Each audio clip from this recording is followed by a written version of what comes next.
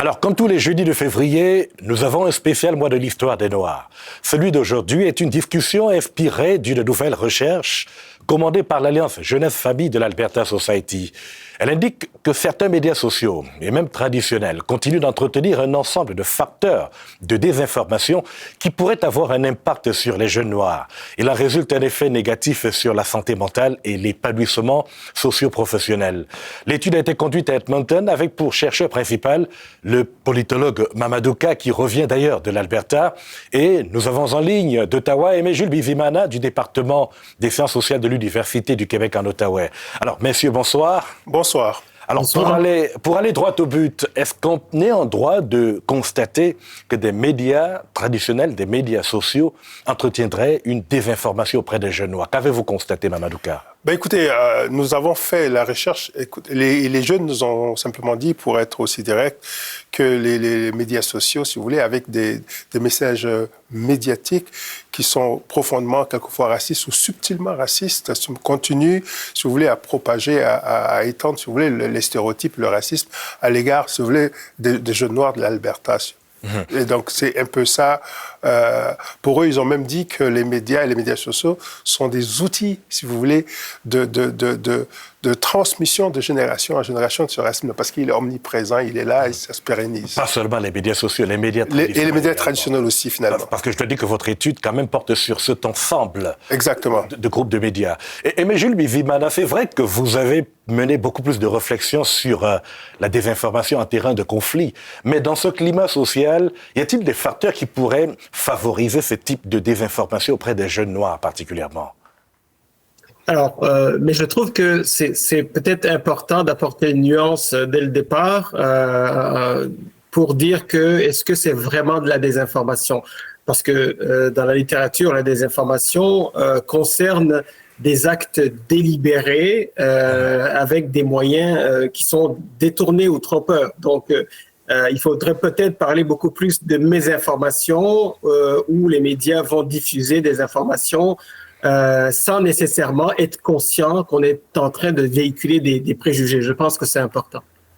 Donc il y a un caractère passif peut-être ou de préjugés inconscients auprès de ceux qui donnent cette information. Mamadou Ka, est-ce que vous faites la différence ici entre mésinformés ou désinformés dans ce que vous avez constaté? Écoutez, si vous prenez la notion de désinformation et de mésinformation, c'est que le deuxième concept, c'est que la transmission de messages faux ou de fausses nouvelles n'est pas consciente, si vous voulez, ou bien c'est pas quelque chose que les gens font volontairement pour blesser les gens. Oui. Mais en bout de ligne, si vous voulez, le résultat est pareil, parce que la nouvelle, elle est déjà passée, elle fait mal déjà finalement. Donc les deux notions, à mon avis, bien qu'elles soient différentes quelque part, parce que l'un est volontaire et l'autre ne l'est pas, le résultat pour les jeunes, elle pourrait être le même. Voilà. Mais pour aller dans la profondeur de ce que disent ces jeunes que vous avez sondés, ils pensent qu'il y a une mauvaise représentation des jeunes noirs, que les sujets considérés comme négatifs concernant la communauté noire seraient plus appuyés que des événements élogieux à l'endroit de ces communautés. Mais Jules Bizimana, est-ce que vous comprenez ce type d'impact qu'on peut avoir sur les jeunes noirs dans cette façon d'informer? Absolument. Il y a déjà des constats que tout le monde connaît sur la sous-représentation, même s'il y a des initiatives pour pallier à ça, mais aussi la question de la mal-représentation. Si je pense, par exemple, à tout ce qui est profilage racial dans les grandes villes canadiennes, ce sont des crimes qui sont beaucoup couvert par les médias et s'il y a cette surreprésentation-là, bien sûr que les gens le ressentent difficilement, alors qu'on le sait très bien que ça ne représente pas nécessairement l'ensemble des crimes et la diversité de ces crimes-là. Donc, c'est normal que les jeunes le ressentent comme ça. Alors, quelle est la place de cette criminalité ou bien de ces incidents sociaux dans votre recherche, Mamadou Ka? Vous savez que pour ces jeunes, finalement, quand vous regardez l'environnement social, pour ces jeunes, c'est qu'il y a ce qu'on appelle, vous l'avez tout à l'heure dit, l'effet défaillance. C'est-à-dire que à partir du moment où il y a un crime qui a été commis par un jeune noir ou par quoi que ce soit, où il y a un enjeu qui était difficile pour cette communauté-là, c'est cet enjeu qu'on va mettre en exergue. pendant toutes les journées, dans les nouvelles, et comment est-ce qu'elle est couverte et tout ça. Et l'impact, il est grand pour ces jeunes-là, parce que finalement, c'est une sorte d'impact par répercussion. C'est-à-dire que quand ils arrivent dans les écoles, c'est comme le regard de l'autre qui fait mal. C'est quand ils arrivent dans le milieu de travail, c'est le regard de l'autre qui fait qu'on ne peut pas, ou l'action de l'autre qui fait qu'on ne peut pas. Donc c'est un peu ça, la difficulté, si vous voyez vraiment le problème aussi quelque part, le lien. Mais cela va de soi, et Jules Bizimana, à partir des médias sociaux, où ces jeunes ont également établi que parfois on commente avec des schémas propres à certaines idéologies culturelles et que les limites ne sont pas forcément de faits responsables de médias-là.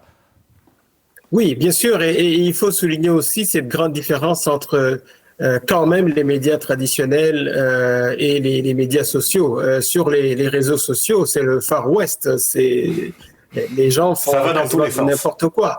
Alors que dans les médias traditionnels, oui, il y a ces préjugés-là, et elles existent, mais il y a quand même un discours beaucoup plus sensible. Et je dirais, si je prends l'exemple des médias crédibles un peu partout, on a cette sensibilité-là dans tout le mouvement. Après George Floyd, on le sent aussi qu'on veut améliorer les choses. Mais il faut faire cette différence-là entre les médias crédibles, les médias de service public que je connais très bien un peu partout, Radio-Canada, la BBC et les autres, et ce qui se passe sur les réseaux sociaux, où là, il faudrait beaucoup plus de lois contre les discours haineux et racistes. Parce que ce sont des régulations qui sont encore en chantier.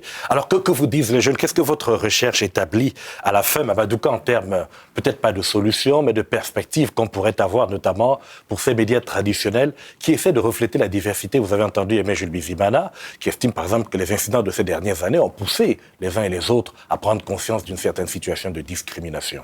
Okay. Mais vous savez, pour les jeunes, deux choses. Ils se disent que quelquefois, et ce qui est intéressant à souligner pour cette recherche, c'est que pour faire la différence entre les médias traditionnels, si vous voulez, les médias sociaux, les jeunes ont utilisé la notion de filtre. Et partout, les jeunes disaient, les médias sociaux, il n'y a pas de filtre, les gens disent ce qu'ils veulent. Alors que dans les médias traditionnels, ils estiment que les discriminations sont beaucoup plus subtiles.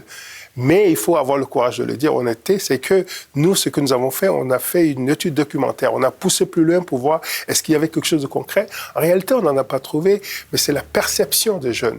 Et perception basée, par exemple, sur la couverture des nouvelles dans la ville. Perception basée, en fait, sur ce qu'on appelle, si vous voulez, la sous-représentation et la mal-représentation de ces communautés noires dans les médias.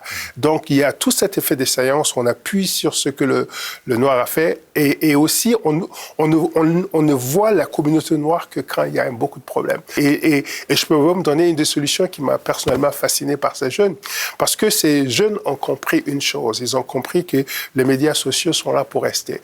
Parce que les médias sociaux, si vous voulez, c'est un outil finalement de quoi? D'affirmation, de fabulation, et puis de déclarations, si vous voulez, qui sont discriminatoires. Donc les jeunes ont compris que c'est là pour rester. Donc l'une des premières solutions, et qui m'a vraiment fasciné, c'est que les jeunes ont dit qu'il faut simplement se prendre en charge, développer une conscience personnelle avec certains outils pour y arriver. Et c'était vraiment fantastique. Au lieu de se battre contre les autres, il faut se battre contre soi-même. Alors, en 30 secondes, Jules Bizimana, finalement, pour lutter contre ce qu'on peut considérer comme la mésinformation ou la désinformation, les consommateurs des médias eux-mêmes ont une part de responsabilité et devraient pouvoir s'éduquer aussi. Ah, bien sûr, il faut continuer les actions de sensibilisation dans les médias et les autres institutions publiques, mais ça demande aussi une éducation à tous les niveaux pour les jeunes, parce que les jeunes eux-mêmes, ils continuent à s'alimenter sur des sources qui ne sont pas crédibles, à partager des liens qui sont sexiste, même si vous êtes dans une communauté racisée, mais vous contribuez à ce genre de désinformation ou de mésinformation. Donc, il y a une part de responsabilité à la fois dans l'action publique, mais aussi dans l'action individuelle. Oui, et que chacun devrait pouvoir retrouver sa place. Voilà, c'est tout le temps qui nous est imparti. Je vous remercie infiniment pour ces contributions. Bon mois de l'histoire des Noirs. Okay, merci beaucoup. Au revoir. Au revoir.